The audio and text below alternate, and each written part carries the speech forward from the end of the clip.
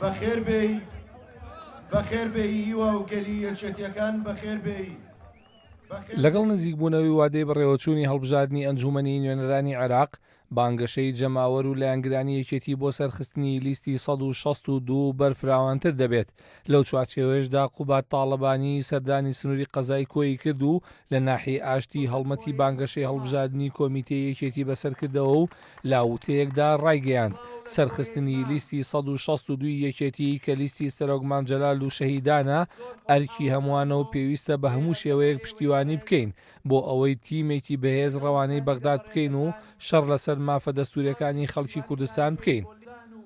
دواتر قوبات تاڵبانی سەردانی قەزای کۆی کرد و لە کۆبوونەوەیکی جەماوەریدا لە بەردەم مەڵبەندی کۆی یەکێتی لەوتەیەکدا ڕایگەیاند هەوڵێک هەیە بۆ بچووکردنەوەی هەرێمی کوردستان، بەڵام نوێنەرانی یەکێتی ڕوبەڕووی ئەو هەوڵە دەبنەوە.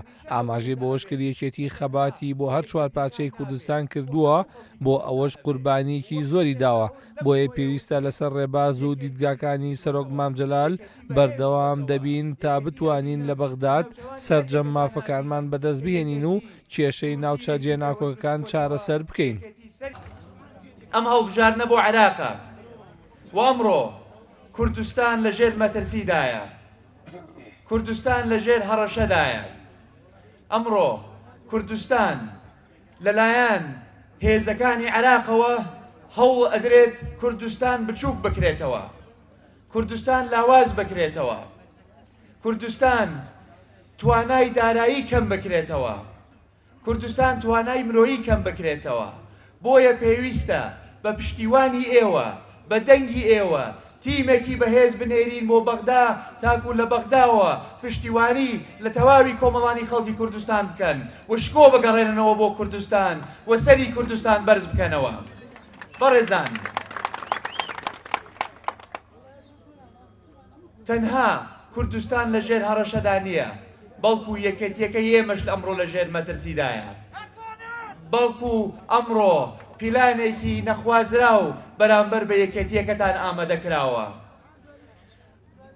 یەکێتیەکەتان ئەمڕۆ خەڵک لی ئەترسێ، ئەوان نارەکانمان لی ئەترسن، لە هێزەکەی ئێوە ئەترسن، لە تێکۆشانی ئێوە ئەترسن. نارەکانمان گەلە کۆمەکیان لێ کردوین کۆبوونەتەوە بە خەیاڵی خاوی خۆیان ئەیانەوەی لە یەکێتی لاوازکەن، بەڵام ئێوە ئەیسەلمێنن، ئێوەن کە ئەیسلمێنن کە یەکێتی نە بە ئەم حزب و نە بە ئەم بزوتنە و نە بە ئەم هاوپەیمانیە لاوازەکرێ.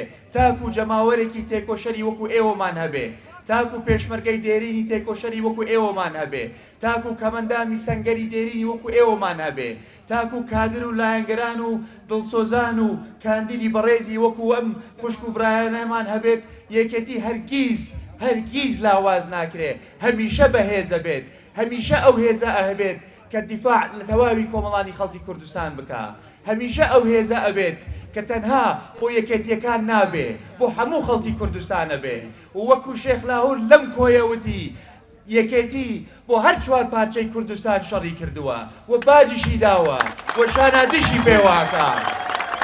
یەکێتی کێشەکانی خۆی خستووەتە لایەکەوە، یەکێتی یەکی گرتووەتەوە، یەکێتی بەهێز بووەتەوە، یەکێتی ئەبینم لە ناوچەوانی هەر یەکەتانە ئەبینم کە یەکێتی گوڕوتینێکی پێوە دروست بووەتەوە، یەکێتی سەری بەرز بووەتەوە و ئێوە ئیسپاتیەکەن ئەیسەلمێنن لە ئەم هەڵبژاردنە کە یەکێتی سەرەکەوێ بە دەنگی ئێوە، بە پشتیوانی ئێوە ئایندەی خۆمان بەدەستی خۆمانە هێنینەوە.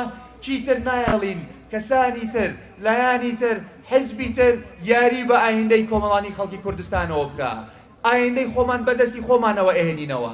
ئەچین بۆ بەغدا، ڕێبازەکەی مامجەلال پەیڕەوەکەین لە بەغدا. هەروەها قوبات تاڵەبانی بانگەشەی هەڵبژاردننی لە ناحیەی تەختەق بەسەرکردەوە و ڕایگەیاند کێشەی بودجە و موچە و ئیمتیازاتی کەسوکاری شەیدان لە بەغدادەوە چارەسەر دەکرێت. هەروەها دەبێت لە بەغدادەوە شکۆ بۆ گەلی کوردستان بگەڕێتەوە، لەبەر ئەوە دەبێت پشتیوانی لیستی 162 بکەین. سڵاوێکی یەکێتیانەتان لێبێ. هەواڵان، ئێمە لە بەردەم هەڵبژاردنێکین بۆ دەستنیشانکردنی تیمێکی یەکێتی بە پشتیوانی ئێوە کە بچن بۆ بەغدا دیفاع لە مافە دەستوریەکانی کۆمەڵانی خەڵکی کوردستان بکەن، بۆ ئەوەی ئێمە بتوانین بە بەهێزترین شێوە بچین بۆ بەغدا. پێویستمان بە ماندووبوونی ئێوەیە، پێویستمان بە خەباتی بەردەوامی ئێوەیە، پێویستمان بەوەی ئێوەیە کە شەو و ڕۆژ بخەنە سەر یەک تاکو دیفاع لە لیستی شەهیدان بکەن، پشتیوانی لە لیستی یەکێتی نیشتیمانی کوردستان بکەن، پشتیوانی لە لیستی هەواڵ مام جەلال بکەن، پشتیوانی خۆتان دەربڕن بۆ لیستی شەهیدان، لیستی 162 یەکێتی نیشتیمانی کوردستان. بەڕێزان، ئەمڕۆ هەم کوردستان لەژێر هەڕەشەدایە، قوارەی کوردستان لەژێر مەترسیدایە. یەکێتیەکەشمان پیلانی لێ ئەکرێت، موامەرەی لێ ئەکرێت، زوڵمی لێ ئەکرێت، تاوان ئەخرێتە پاڵیەوە. من داواتان لێ ئەەکەم بە دەنگی خۆتان لە ڕۆژی هەڵبژاردنە وەڵامی نەیارەکانمان بدەنەوە، چۆن هەمیشە تەق سەوز بووە. ئەم جارەش سەوزەکەی زەقتر لە جاران، سەوزەکەی بریقەدارتر لە جاران، سەوزەکەی باڵاتر لە جاران ئیسباتیکەن کە ڕێبازەکەی مام جەلال لەناو یەکە بە یەکەی ئێوەدا هەیە. چۆن ئێمەمانان ڕێبازەکەی هەواڵ مام جەلال ون ناکەین، ئێوەش ڕێبازەکەی هەواڵ مام جەلال ون ناکەن. سەرکەوتنێکی گەورە تۆمارکەن لە 12/5 بۆ لیستی شەهیدان، بۆ لیستی یەکێتی نیشتیمانی کوردستان، بۆ ئەم خوشک و برا بەڕێزانەی کە کاندیدن بۆ نوێنەری ئێوە بن لە بەغدایە.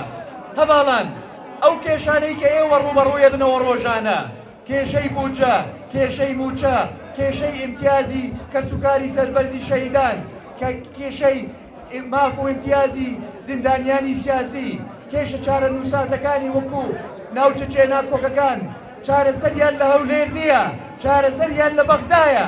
بۆیە ئەم تیمە پێویستی بە پشتیوانی ئێوەیە تاکو لە بەغداوە شەڕ بکەن لەسەر مافە دەستوریەکانتان. قوبات تاڵەبانی کەمپینی بانگەشەی لیستی 162 لە ناحەی سێگرتکان بەسەرکردەوە و لە ئاوتەیەکدا داوای لە جەماوەر و دەنگدەرانی یەکێتی کرد پشتیوانی لیستی 162 بکەن، چونکە تیمی یەکێتی دەتوانێت لە بەغداد کار بۆ مافە دەستوریەکان بکات، لەبەر ئەوە یەکێتی پەیوەندی بەهێزی لەگەڵ سەرجەم لایەنە سیاسیەکانی عێراقدا هەیە. ئێمە خۆمان کۆ کردووەتەوە لێرە و لە هەموو شار و شارشەکانی کوردستان بۆ خۆ ئامادەکردن بۆ هەڵبژارنێک بۆ عێراق. ئەم هەڵبژارنە بۆ هەڵبژاردننی تیمێکی بەهێزی یەکێتیانەیە کە بتوانێت لە بەغداوە دیفاع لە مافە دەستوریەکانی کۆمەڵانی خەڵکی کوردستان بکە. زۆر لام سەیرێکە هەندێک جار سەیری بانگەشەی لایەنەکانی دیکەکەم و ئەزانم ئەم هەڵبژاردنە بۆ کوردستانە، هەر باسی کەم و کورتیەکانی ناو کوردستانەکەن، هەر خەریکی تۆمەت و تۆمەتبارکردنی یەکترین لەسەر ئەو شتانەی کە لە ناو کوردستانە ئەگوزرێ. بەڵام بەڕێزان، ئەم هەڵبژاردنە پەیوەندی بە عێراقەوە هەیە، ئەم هەڵبژاردنە پەیوەندی بەوە هەیە کە کێ، کام حەزب، کام ڕێباز، کام پەیڕە و بە باشترین شێوە ئەتوانێ دیفاع لە مافەکانی کۆمەڵانی خەڵکی کوردستان بکە لە بەغدا، لە پەرلەمانی بەغدا. من دڵنیام هیچ گومانم لا دروست نەبووە کە ئەو تیمە کە ئەتوانێت باشتر لە هەموو تیمەکانی تر دیفاع لە مافی کۆمەڵانی خەڵکی کوردستان بکە یەکێتی نیشتیمانی کوردستانە، حزبەکەی هەواڵ مام جەلالە. چگەن یەکێتی نیشتیمانی کوردستانە کە ئەمڕۆ باشترین پەیوەندی هەیە لەگەڵ لایەنە سیاسیەکان لە عێراق. یەکێتی نیشتیمانی کوردستانە کە چەندەها ساڵە، 40 ساڵ زیاترە خەباتی کردووە بۆ کوردستانێکی بەهێز لە چوارچێوەی عێراقێکی دیموکراتی فێدراڵ. بۆیە ئێمە ئەمڕۆ پێویستمان بەوە هەیە بە دەنگی ئێوە، بە پشتیوانی ئێوە، بە ماندووبوونی ئێوە لە ئەمڕۆوە تاکو 12/5 سەری یەکێتیەکەتان بەرزکەنەوە، دەنگێکی زۆر تۆمارکەن، سەرکەوتنێکی مەزن تۆمارکەن بۆ یەکێتی نیشتیمانی کوردستان تاکو کوردستان لە عێراق بەهێز بکەینەوە، تاکو لە عێراقەوە بتوانین شەڕی دەستور بکەین، تاکو لە عێراقەوە بتوانین مافی دارایی و شایستە داراییەکانی کۆمەڵانی خەڵکی کوردستان دابین بکەین، تاکو لە پەرلەمانی عێراقەوە بتوانین بودجەیەک پەسەند بکەین کە شایستەی هەرێمی کوردستان بێت. چکن کێشەی بودجە و موچە لە هەولێر چارەسەر ناکرێ، لە بەغدا چارەسەرەکرێ. کێشەی سنووری هەرێمی کوردستان و ئەوەی کە پێیەوترێ ناوچە جێنا کۆکەکان لە بەغدا چارەسەرەکرێ، لە هەولێر چارەسەر ناکرێ. لە کۆتایی بەسەرکردنەوەکانیدا قوبا تاڵەبانی سەردانی دێگەڵی کرد و لە وتەیەکدا جەختی لەوە کردەوە ئەم هەڵبژاردنە بۆ عێراق و کێشەکانمان لە بەغدادەوە چارەسەر دەکرێن. داوای لە دەنگدەران کرد پشتیوانی سەرکەوتنی لیستی 162 بکەن و جۆش و خۆشی بانگەشە بگوازنەوە بۆ سەر سندوقی دەنگدان. بڕیارە ڕۆژی 12 مانگە پرۆسی هەڵبژاردننی ئەنجومەنی نوێنەرانی عێراق بەڕێوە بچێت و لەگەڵ نزیکبوونەوەی ئەو وادەیەش بانگەشەکانی لیستی 162 یەکێتی بەرفراوان دەبن و هاوڵاتیان ئومێدیان هەیە یەکێتی بتوانێت داکۆشی کارێکی سەرسەخت بێت لە مافەکانیان.